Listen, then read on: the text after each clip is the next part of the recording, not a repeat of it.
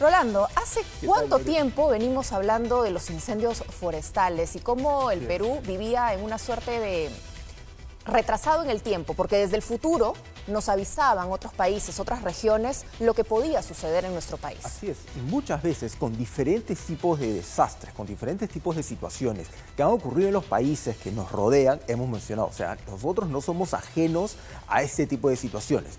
Sequías prolongadas, lluvias, inundaciones, enfermedades, incendios forestales. Hemos dicho, esto también puede ocurrir en nuestro país, en algún momento puede llegar acá si se trata de lluvias, si se trata de inundaciones, si se trata de enfermedades. ¿Qué están haciendo las autoridades? ¿Hay algún plan de contingencia? ¿Se ha previsto algo de esto? Se informa, o sea, hemos venido dando cuenta, nuestro colega ha mencionado, o sea, esto es algo que está pasando desde hace 2 meses. Claro. O sea, no es algo que pasa ayer, no es algo que ocurrió la semana pasada, que, bueno, hubo muchas cosas que atender. Pasa desde hace 2 meses. Y las autoridades regionales, claro, uno se pone a pensar, el gobierno central, ¿qué está haciendo ahora?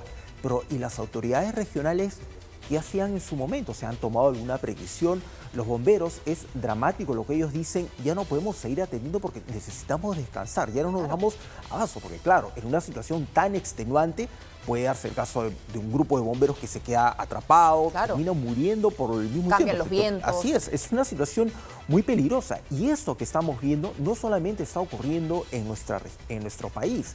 Los incendios forestales tienen en alerta también a las autoridades de Colombia. Además de miles de hectáreas que han quedado destruidas por el fuego, esto está afectando gravemente las fuentes hídricas de ese país. Vamos a verlo en la primera nota. Los incendios forestales en Colombia persisten en 5 departamentos, Cauca, Boyacá, Nariño y Huila, siendo el Tolima el más afectado.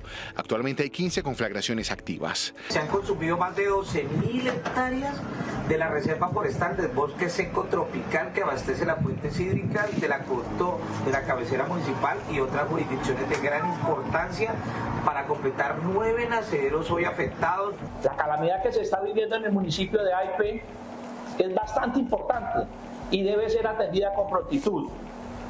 1.800 hectáreas a la fecha se han comprometido en el incendio forestal.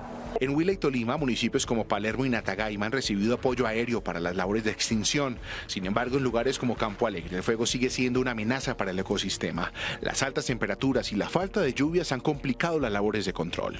Al día de hoy tenemos 24 descargas realizadas para un total de 72.000 litros apoyados en el departamento del Huila. Mientras Colombia enfrenta esta grave crisis, los incendios forestales también afectan a otros países de la región. Esta imagen de satélite de la NASA muestra cómo Brasil, Perú, Paraguay y Bolivia están en alerta por el fuego. En Perú la situación es particularmente crítica, con más de 173 incendios que han afectado a 20 regiones, entre ellas Cusco, Huancavelica y Huánuco. Estas conflagraciones han destruido más de 3.300 hectáreas de áreas naturales y tierras de cultivo. Y la falta de recursos sigue dificultando las labores de extinción. La emergencia ha dejado por lo menos 10 personas fallecidas y más de 1.800 damnificados. Una situación terrible que, como bien señala ese informe, no solamente está pasando aquí en el Perú, no solamente pasa en Colombia. Brasil, Bolivia, Paraguay, hemos visto en esa imagen de la NASA, parte de Ecuador, Venezuela, afectados por los incendios forestales, que ya meses atrás habían causado serios estragos en parte de Argentina, en gran parte de Chile. En este momento se estima que en lo que va del año son 350.000 incendios forestales que se han registrado hasta esta fecha, hasta el día de hoy. Son 350.000 incendios forestales en toda nuestra región. Brasil concentra casi la mitad de todos esos incendios. Bueno, hay que tener en cuenta que también Brasil es el país más grande de nuestra región, casi la mitad de todo Sudamérica. Pero la gran interrogante es cómo surgen esos incendios, o sea, ¿de dónde salen? No existe el fuego espontáneo, o sea, no es que de la noche a la mañana, pum, se prende algo.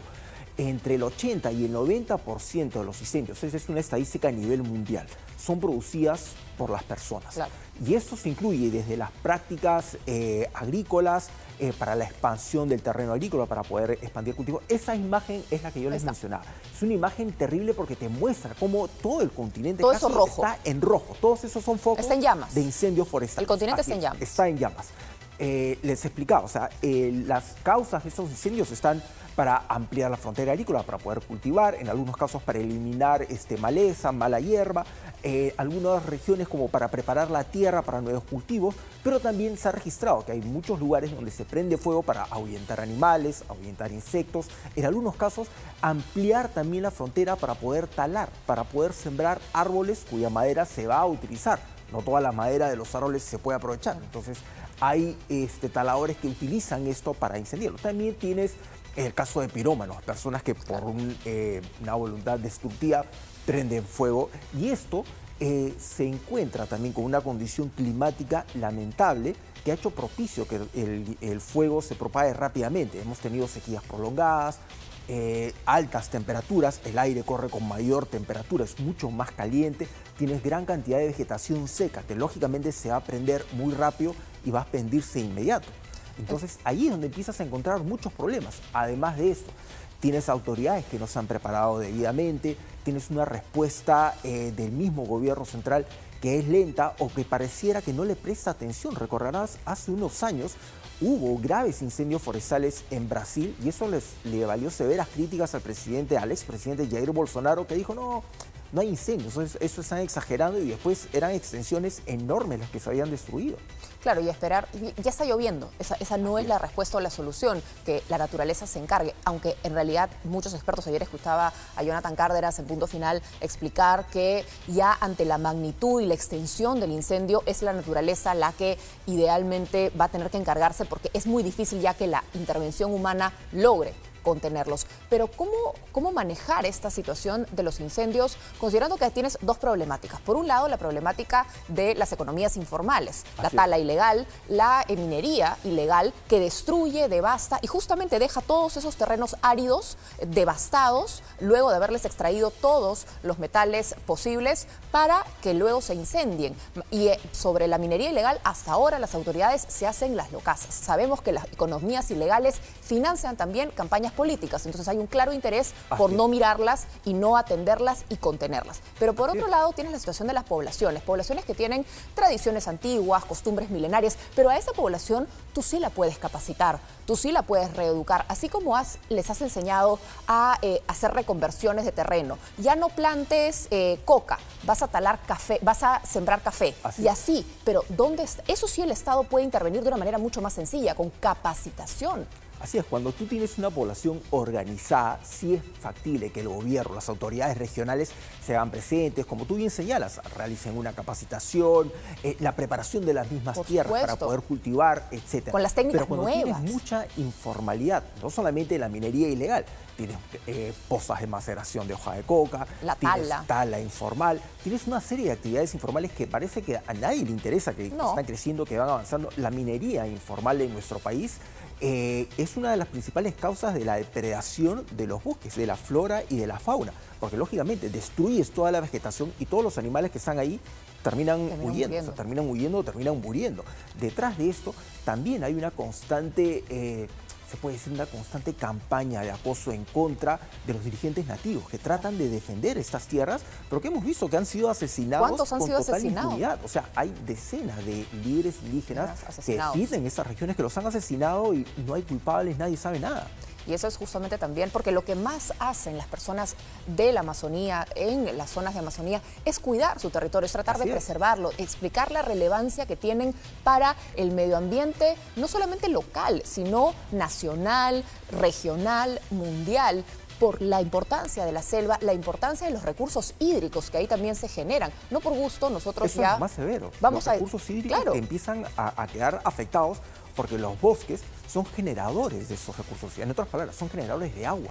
Entonces, los destruyes y ya no hay forma de que puedas poder generar mayor cantidad de agua. O sea, tampoco es que el agua se genera porque sale de la nada, o sea, no sale de las piedras. Y eso es justamente lo que en el especial que estamos preparando, que se estrena ya este 29 en nuestros bosques, vamos a mostrarles la relevancia justamente de todos estos lugares, de todos estos bosques y cómo impactan en la creación de agua, si tanto nos falta. Estamos viendo además el nivel de los ríos, cómo en todos los ríos de nuestro país la situación está por debajo de los límites. Es terrible, o sea, ves todo el continente en rojo y todos esos son focos de incendios. Y los presidentes no podrían, o sea, ya si estamos hablando de un problema regional nuevamente, que tienen 80.000 foros para discutir X, Y y Z. No pueden agarrar el teléfono hoy con la tecnología. No necesitan reunirse en ningún país. A través de una teleconferencia regional, una situación de urgencia.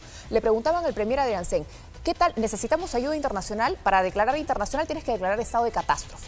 Para activar el mecanismo internacional. No, no es necesario. ¿Cuándo es necesario? ¿Cuántas hectáreas se tienen que quemar? ¿Cuánta gente se tiene que morir para tú darte cuenta que no tienes la capacidad de resolver el problema? Así es. Ojo, que eso también representa una grave pérdida económica. Y no es una pérdida económica que usted la puedes ver ahorita. En ese momento ves una parte de esa pérdida económica. Pero de acá a unos meses vas a ver la real dimensión de esta pérdida económica. O sea, no solamente estás hablando de pérdida de vidas de personas, que eso es irrecuperable, sino también de fuentes de trabajo de miles de personas que se están quedando en nada. Tú bien señalas, o sea, y los países que se están viendo afectados por toda esta situación. Imagínate, en Chile están atendiendo esta emergencia ya desde hace un tiempo, o sea, tenían muchas regiones afectadas y están todavía en contra de esto. Brasil, imagínate, o sea, tiene una gran extensión de territorio, es una gran extensión por atender. Yo me imagino que en este momento cada uno de estos líderes, cada una de estas autoridades está atendiendo su propia emergencia y probablemente lo menos que piensa es en ayudar a otro. Porque cada uno está pagando no solamente sus incendios, en algún momento lo mencionábamos, no solamente los gobiernos están preocupados de atender estas crisis que se presentan, sino también las crisis internas, sus crisis políticas. Entonces ahí es donde viene el descuido de los otros temas.